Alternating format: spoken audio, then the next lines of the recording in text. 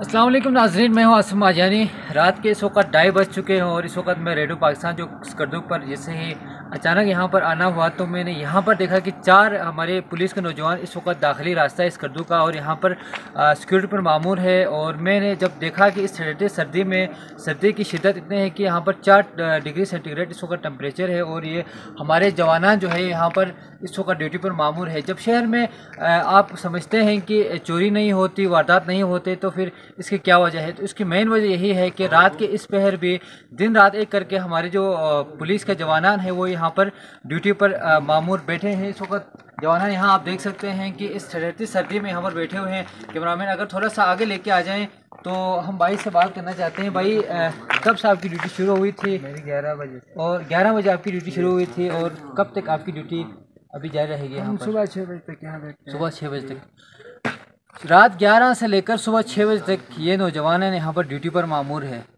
और इसी की यही वजह है कि स्कर्दू पुरअमन है और स्कर्दू में इस तरह के वारदात नहीं होते, जिनका मेन वजह ही यही है कि हमारे जवानान चौकस है हर चौक चौराहों पर और शहर के दाखिली रास्तों पर। यहाँ से अभी 1-2 गाड़ियाँ गुजरी तो भाइयों ने यहाँ पर रोककर उनसे भी पूछा कि उनके जो गाड़ियाँ हैं उनके चेकिंग की, ताकि जो शहर के अंदर कुछ किसी भी किस्म के वारदात या कोई वाक़यात रोनुमा ना हो। Thank you.